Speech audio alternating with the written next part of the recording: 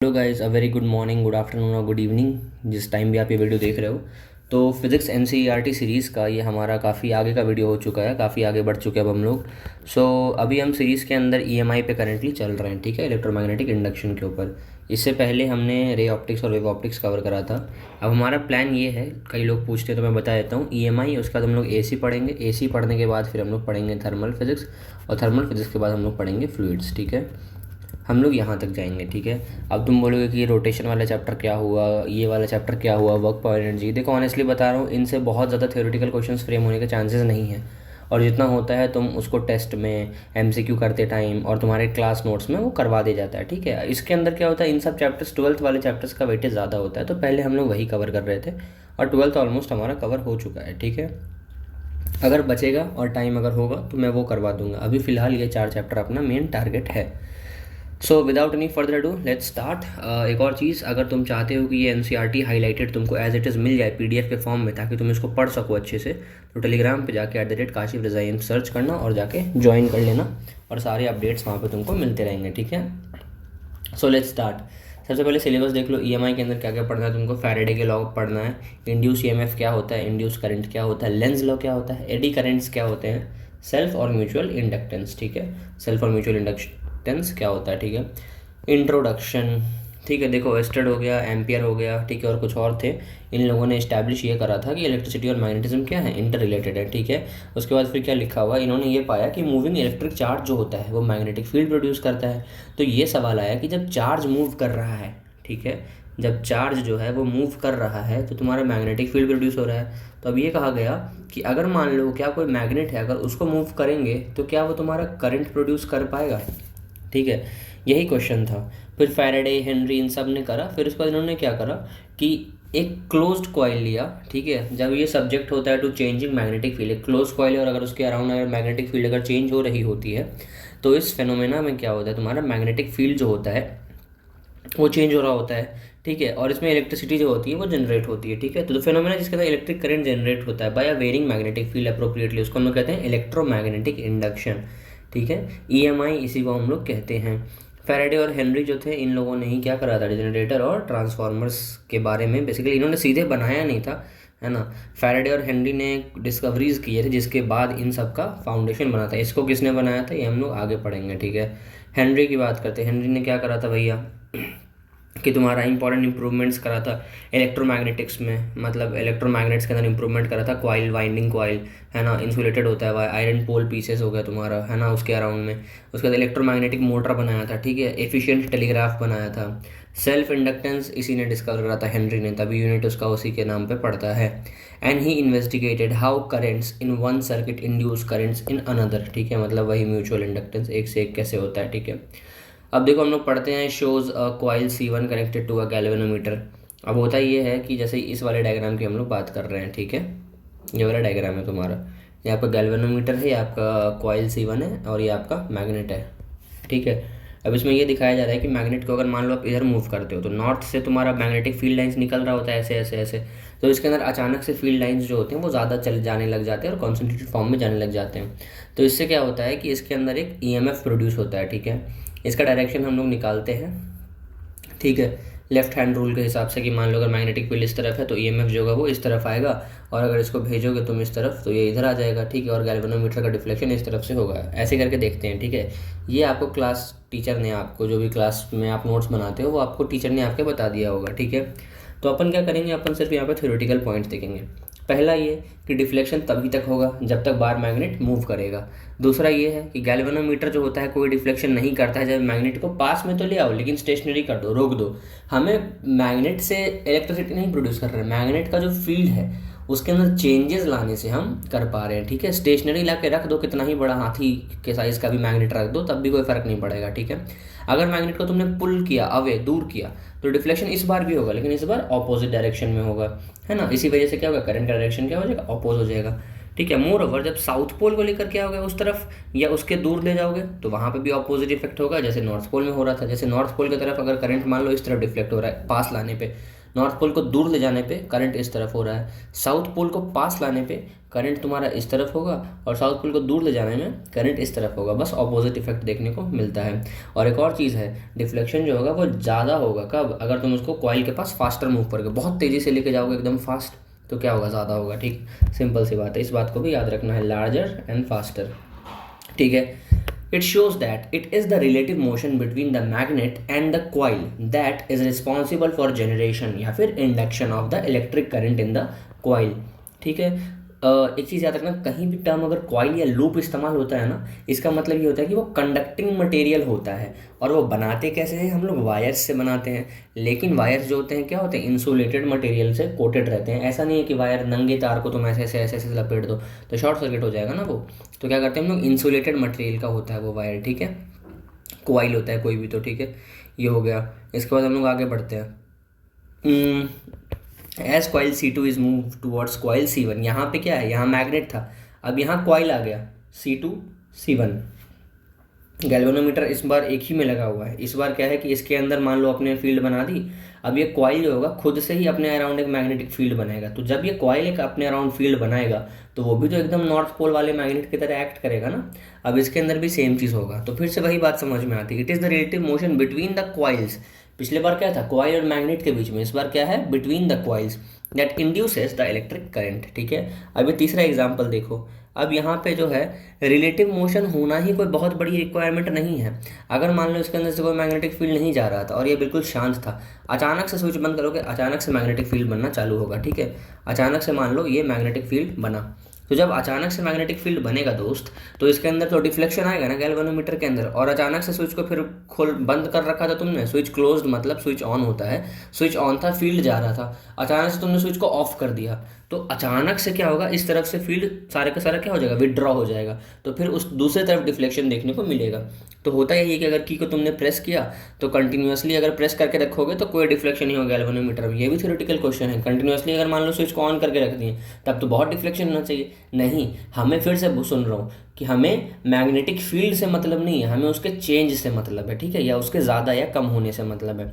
ठीक है, की को रिलीज कर देंगे तो ये हो जाएगा। It is also observe that deflection increase करता है dramatically when an iron rod is inserted into the coils along their axes. अगर एक आयरन रॉड को डाल दो इसी वाले एक्सपेरिमेंट में, एक्सपेरिमेंट नंबर 6.3 में, तो क्या होगा, मैग्नेटिक फील्ड बढ़ेगी या नहीं बढ़ेगी, बिल्कुल बढ़ेगी। और मैग्नेटिक फील्ड से ज़्यादा इंपॉर्टेंट क्या है, तुम्हारा डिफ्लेक्शन बढ़ेगा। ठीक है, जो तुम्हारा ये जो गैल्वेनोमीटर है इसका डिफ्लेक्शन जो होता है वो इंक्रीज कर जाता है कब, जब तुम इसके अंदर क्या कर दो, एक सॉफ्ट आयरन रॉड डाल दो। ठीक है, उसके वजह से। ठीक है, मैग्नेटिक फ्लक्स की बात करते हैं। फ्लक्स कुछ नहीं होता यार, फ्लक्स एक्चुअली वही होता है कितने मैग्नेटिक फील्ड लाइंस पास कर रहे होते हैं एक जगह से। ठीक है, फ्लक्स का फॉर्मूला होता है ना, फाई बी लिखते हैं उसको, मैग्नेटिक फ्लक्स है ना, क्योंकि इलेक्ट्रिक फ्लक्स भी अपन पढ़ते हैं ना, इसलिए बी लिख देते हैं, बी डॉट ए। या फिर बी डॉट ए अगर तुम डॉट हटाओगे तो बी ए कॉस थीटा हो जाएगा। बाकी उसको अगर इस तरीके से करो तुम समेशन में लिखो तो ऐसे होता है। ऐसा यूनिट फ्लक्स का क्या होता है, वीबर होता है, ये बात याद रखने की है। ठीक है, वीबर होता है या फिर टेस्ला मीटर होता है। ठीक है, टेस्ला मीटर स्क्वायर, सॉरी। ठीक है, वीबर होता है या फिर क्या होता है तुम्हारा TM स्क्वायर, तो टेस्ला मीटर स्क्वायर होता है।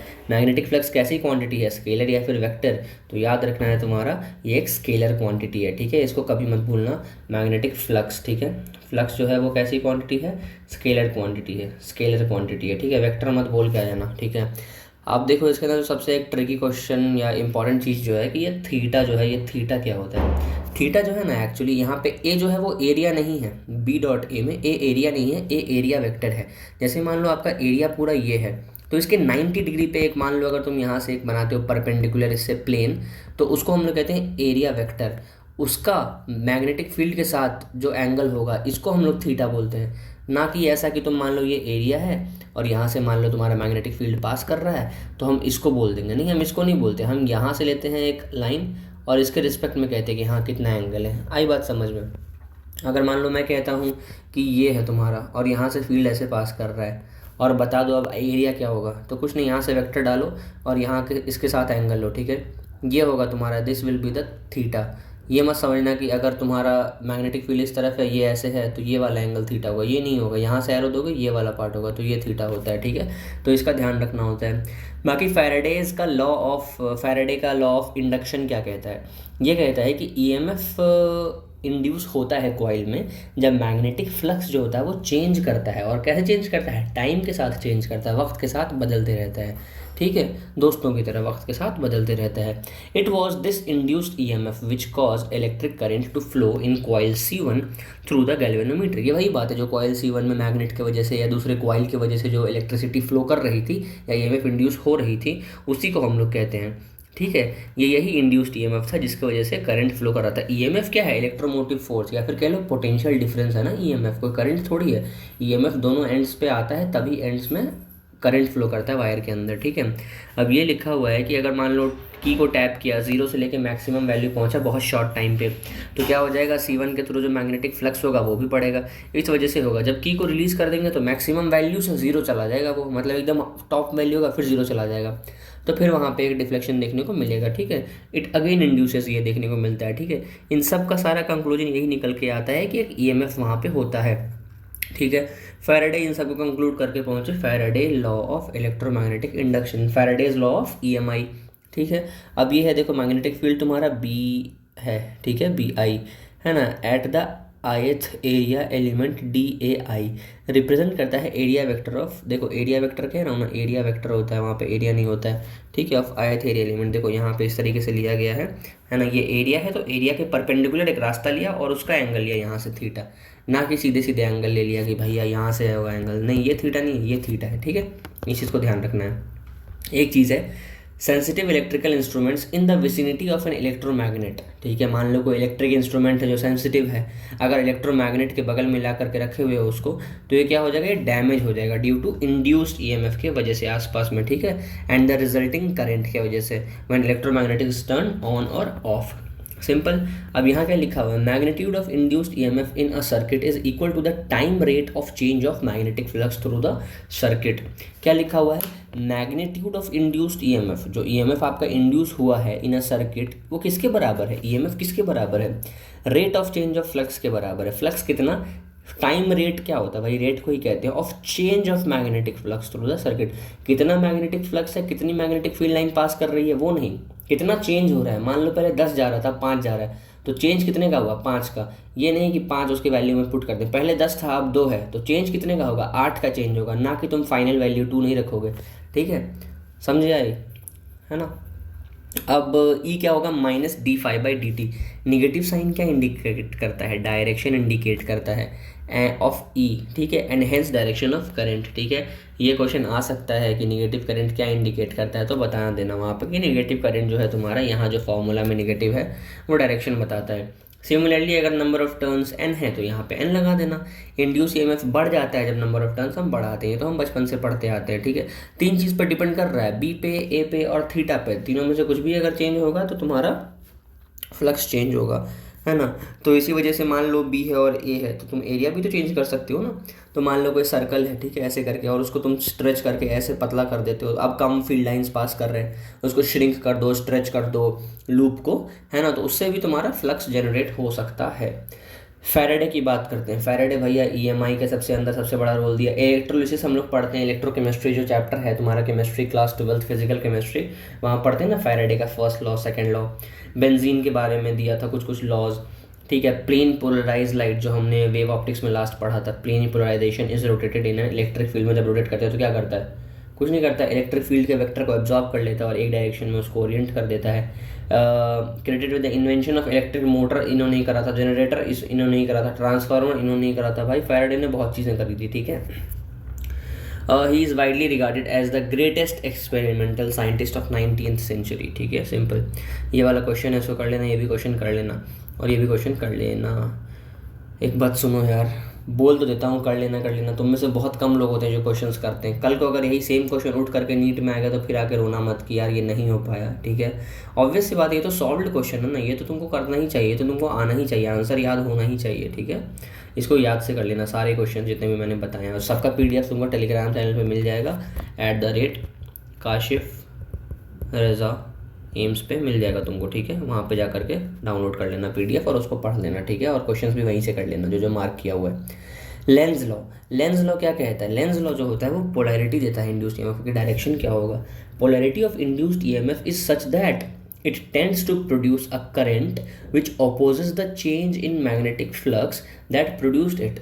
मतलब ये होता है जो पोलैरिटी होता है ना ईएमएफ का, ईएमएफ की पोलैरिटी वो कुछ इस तरीके की होती है कि it tends to produce a current, या सिंपली इतना याद रखो कि ईएमएफ का जो डायरेक्शन होता है ना, it is opposite to the cause जो कि उसको प्रोड्यूस किया है। मान लो उसको प्रोड्यूस करने वाला मैग्नेट जो है वो किसी इस तरफ जा रहा है, तो वो क्या करेगा, साउथ पोल जनरेट करेगा अपने आप में, ठीक है। मान लो उसके पास नॉर्थ लेकर के आ रहे हो, तो वो उसको क्या करेगा, रिपेल करने के लिए क्या करेगा, नॉर्थ जनरेट करेगा अपने पास, ठीक है। तो अपोज करेगा ना उसको। तो मान लो नॉर्थ यहाँ पर लेकर आ रहे हो तो यहाँ पर भी नॉर्थ बनाएगा, तो इसी वजह से जो उसका डायरेक्शन होगा वो इस तरीके से होगा। नॉर्थ है ऐसे करके हम लोग लिखते हैं ना, तो डायरेक्शन जो होगा आपका ऐसे करके आएगा, ठीक है। तो वही सेम चीज़ है। तो लेंस लॉ से अपने को डायरेक्शन मिलता है कि पोलैरिटी जो होती है ना ईएमएफ की, वो वैसी होती है कि तुम्हारा वो करंट को प्रोड्यूस करता है ना, जो कि अपोज करता है change in magnetic flux that produce it.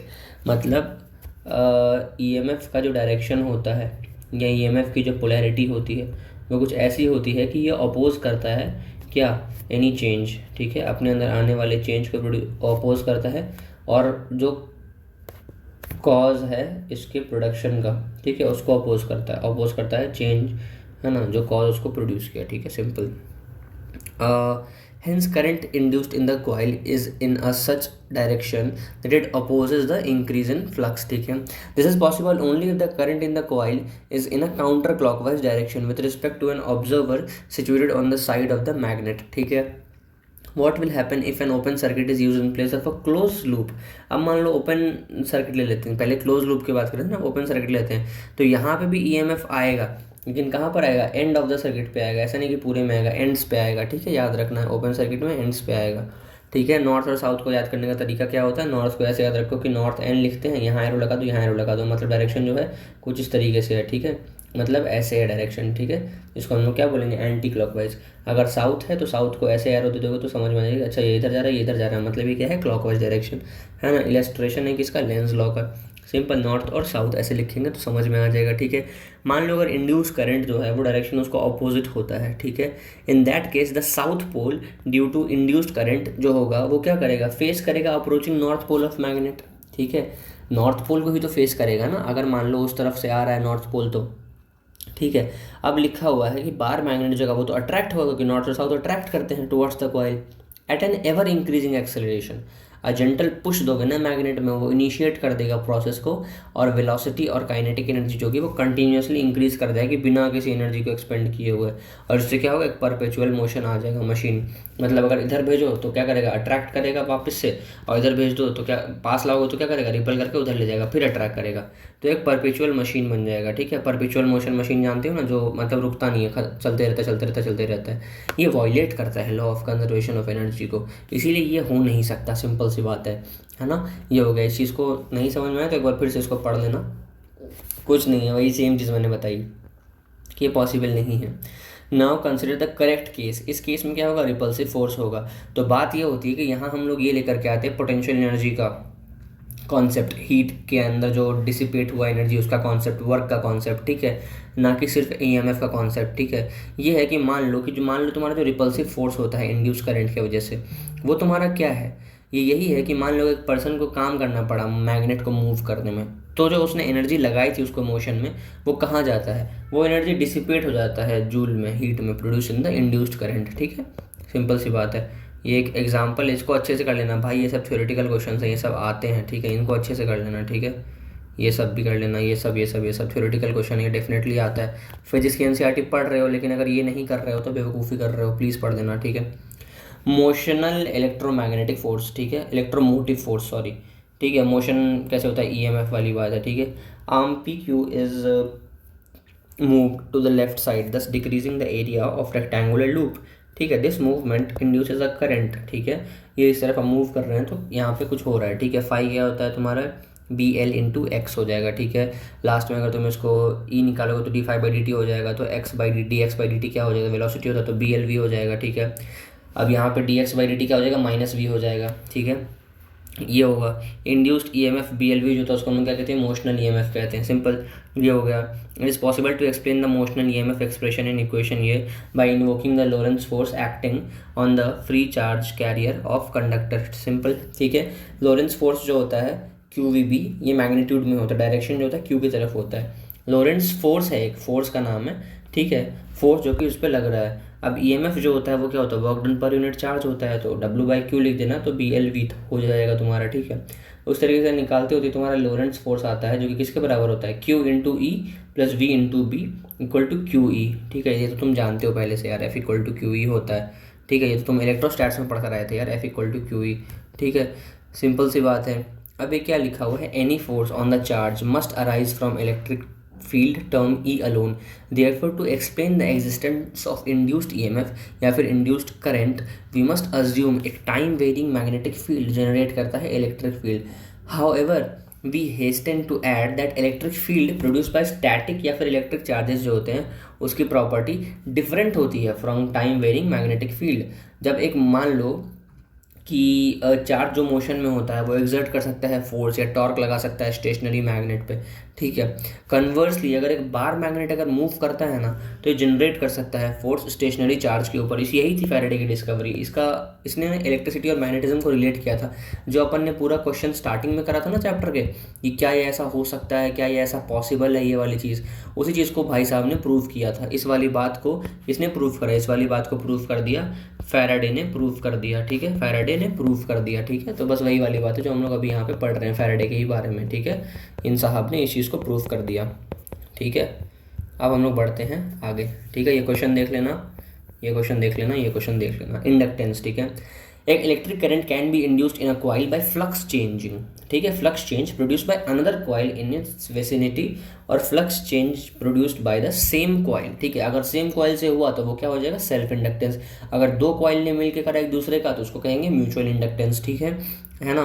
तो इसको दो सब सेक्शन में डिवाइड करते हैं वगैरह वगैरह। d∅dt directly proportional to di/dt होता है, क्योंकि देखो करंट जो होता है वो डायरेक्टली प्रोपोर्शनल मतलब होता है ना उस चीज़ के, जितना फ्लक्स जितना करंट होगा उतना ही ज़्यादा फ्लक्स होगा। उस तरीके से करोगे, दोनों तरफ ये करोगे, और जब इसको n∅b लिखोगे और dt हटा दोगे तो लास्ट में यही समझ में आता है कि जो कांस्टेंट लगाते हैं ना वही तुम्हारा कांस्टेंट होता है इंडक्टेंस।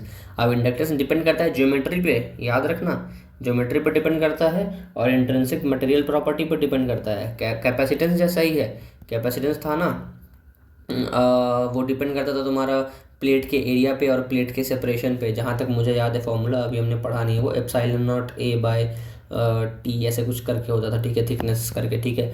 तो बस वही था कि तुम्हारा मीडियम के ऊपर डिपेंड कर रहा है और उसका ज्योमेट्री पर डिपेंड करता है, डायमेंशन पर डिपेंड कर रहा है। तो सेम इंडक्टेंस भी किस पर डिपेंड करता है, ज्योमेट्री पर डिपेंड करता है और उसकी मटेरियल की प्रॉपर्टी पर डिपेंड करता है, ठीक है, मटेरियल की प्रॉपर्टी पर डिपेंड करता है, सिंपल, ठीक है।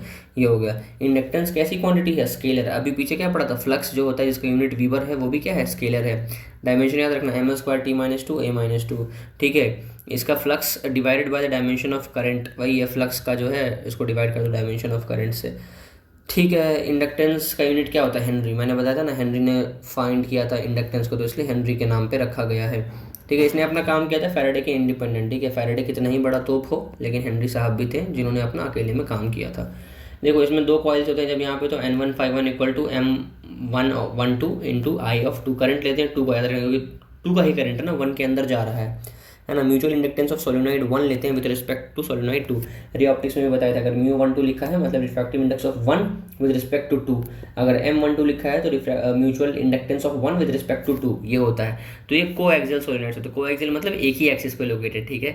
ये R1 हो गया, ये R2 हो गया, ये L हो गया, इसमें N1 टर्न्स है, इसमें N2 टर्न्स है, ये सोलेनोइड S2, ये सोलेनोइड S1 है, ठीक है। लॉन्ग कोएक्सियल है, सेम लेंथ का है, ठीक है। याद रखना लेंथ इनका सेम है, आपस में बड़े छोटे नहीं है। तो यहाँ पे निकालोगे जब इसका फॉर्मूला तो कुछ इस तरीके से आएगा। हम लोग नेगलेक्ट क्या करते हैं, एज इफेक्ट को नेगलेक्ट कर देते हैं और कंसिडर करते हैं मैग्नेटिक फील्ड को यूनिफॉर्म, लेकिन यूनिफॉर्म तो होता नहीं है।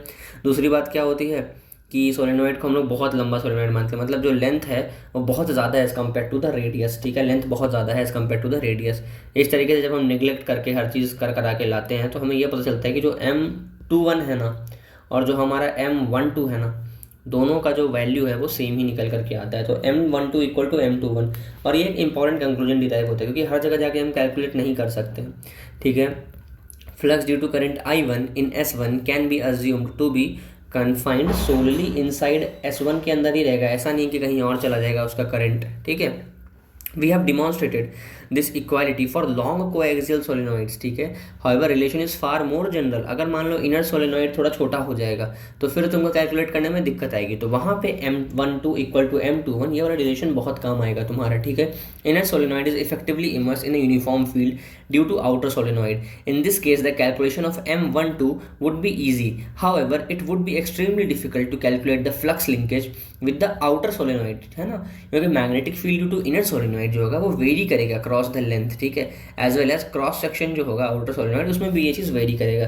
देयरफॉर कैलकुलेशन जो होगा बहुत डिफिकल्ट हो जाएगा। इस केस में इक्वालिटी जो होता है वो बहुत यूजफुल होता है, वही M12 इक्वल टू M21। अगर मान लो वहाँ पे हमने म्यू नॉट लिख रखा था, लेकिन वही चीज़ अगर रिलेटिव परमिलिटी म्यू आर वाली बात आती है तो mu R into mu naught यहाँ पे कर देंगे, ठीक है, सिंपल। अब वही चीज़ म्यूचुअल इंडक्टेंस भी इंडक्टेंस की तरह किस पर डिपेंड करता है, सेपरेशन पर डिपेंड करता है और रिलेटिव ओरिएंटेशन पे भी डिपेंड करता है, ठीक है। ओके ओके ओके ओके, एक चीज़ याद रखना कि म्यूचुअल इंडक्टेंस सिर्फ और सिर्फ एल जो था नॉर्मल इंडक्टेंस या सेल्फ इंडक्टेंस कह लो, वो डिपेंड कर रहा था किस पे, तुम्हारा जियोमेट्री पे डिपेंड कर रहा था और मटेरियल की प्रॉपर्टी पे डिपेंड कर रहा था, ये सिंपली इंडक्टेंस डिपेंड कर रहा था। अब जो तुम्हारा म्यूचुअल इंडक्टेंस होता है वो डिपेंड करता है तुम्हारा सेपरेशन कितना है कॉइल के बीच में, इन दोनों पे तो करेगा ही, उसके अलावा सेपरेशन पे डिपेंड करता है एज वेल एज उनका ओरिएंटेशन पे डिपेंड करता है, दोनों पे डिपेंड करता है, ठीक है। बाकी ये वाला हो गया तुम्हारा सिंपल क्वेश्चन, इसको देख लेना, है ना। मैग्नीट्यूड ऑफ इंड्यूस्ड ईएमएफ जो होता है ई जो होता है वो डिपेंड करता है rate of change of current and mutual inductance of the two coils, ठीक है। म्यूचुअल इंडक्टेंस कितना है और तुम्हारा मैग्नीट्यूड कितना है, ये सब थ्योरेटिकल क्वेश्चन है प्रो, अगर आ गया तो फिर बोलना मत कि बाहर से आ गया, एनसीईआरटी की लाइन से, ठीक है। इन सबको देख लेना। N phi equal to LI होता है, इसको हम लोग सेल्फ इंडक्टेंस कहते हैं, ठीक है। L की जो प्रोपोर्शनलिटी होती है कांस्टेंट होता है, ये प्रोपोर्शनलिटी कांस्टेंट होता है। It is also called coefficient of self induction of the coil, ठीक है। सिंपल सी बात है, इस तरीके से लगाओगे ये होगा, है ना। अच्छा तुमको ये तो नहीं लग रहा कि L लिखा हुआ I लिखा हुआ है तो अगर L is inversely proportional to current हो जाएगा, याद रखना ये इस सब पर डिपेंड नहीं करता है, ऐसा नहीं होता है, ठीक है, ये सब नहीं होता है। फिर से बोला ना, ये मटेरियल की प्रॉपर्टी पर डिपेंड करेगा और उस पर डिपेंड करेगा, ना कि इन सब चीज़ों पर, ठीक है। ये हो जाएगा। Self inductance EMF always oppose करेगा कोई भी चेंज, ये कौन बोला था, लेंज लॉ बोला था, ठीक है ना। इंक्रीज हो या डिक्रीज हो, B equal to mu naught NI होता है। अगर तुम एज इफेक्ट को हटा दो, एज इफेक्ट हम लोग नेगलेक्ट करते हैं, याद रखना एज इफेक्ट्स, ठीक है। Mu naught N square ALI ऐसे करके निकालोगे तो ये हो जाएगा mu naught N square AI हो जाएगा, ठीक है, सिंपल। अगर मान लो एक सॉफ्ट आयरन है जिसका हाई वैल्यू ऑफ रिलेटिव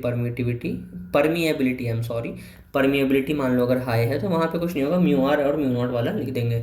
देखो इसको हाईलाइट क्यों किया, इसलिए किया क्योंकि सॉफ्ट आयरन का जो होता है वैल्यू ऑफ रिलेटिव परमिएबिलिटी जो है वो हाई होती है, ठीक है। ये बात हमें यहाँ पे देखने को मिली, ठीक है, एग्जाम्पल के तौर पर, ठीक है।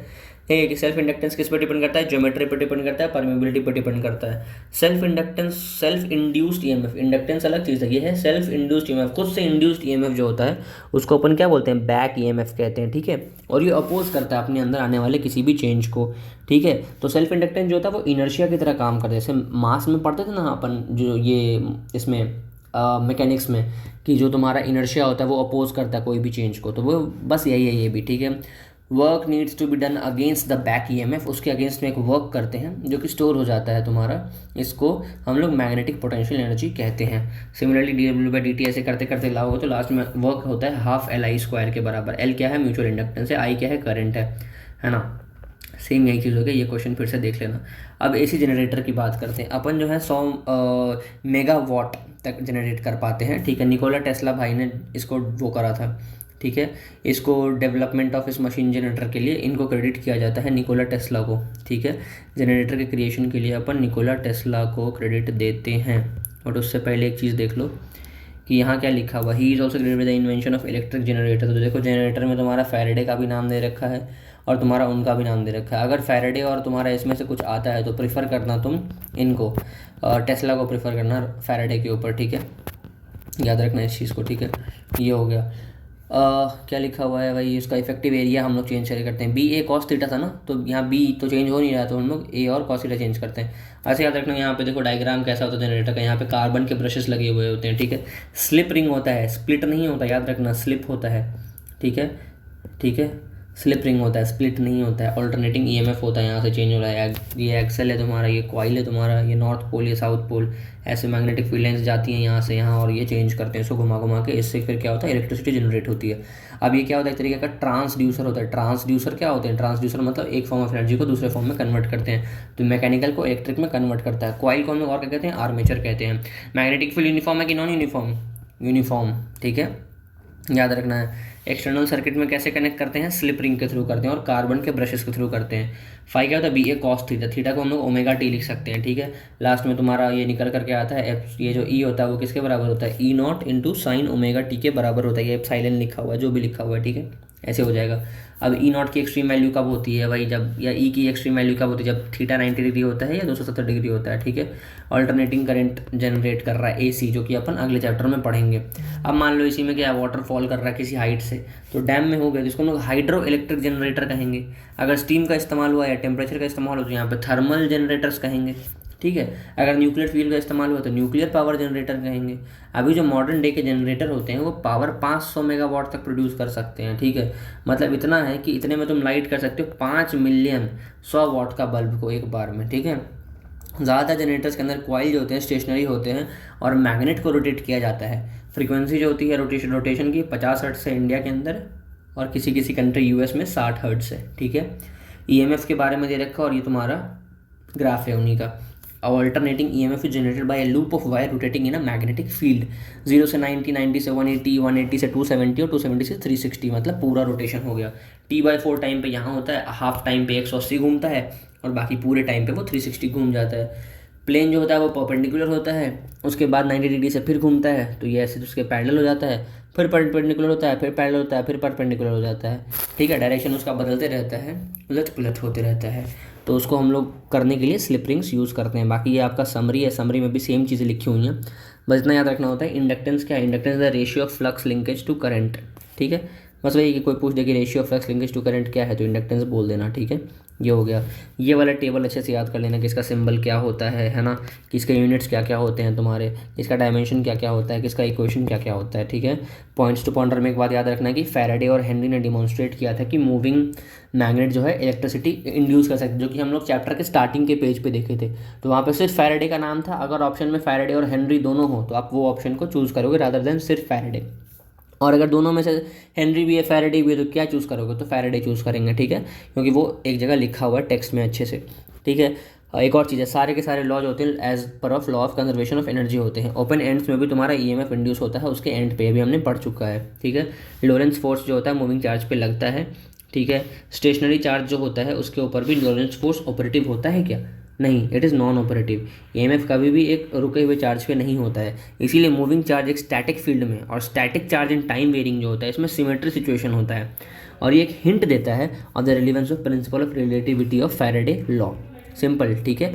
ये हो गया और यहाँ पे हमारा चैप्टर होता है ख़त्म। तो हम यही कह रहे थे कि आपसे ईएमआई का चैप्टर हमारा बहुत छोटा सा था, हमने बहुत जल्दी इसको कवर कर लिया, ठीक है। आप जल्दी से सिर्फ हाईलाइटेड वाला पार्ट पढ़ोगे, मुश्किल से बता रहा हूँ, मुश्किल से तुम 15 से 20 मिनट या आधे घंटे के अंदर पूरी एनसीईआरटी जो है रट जाओगे अच्छे से।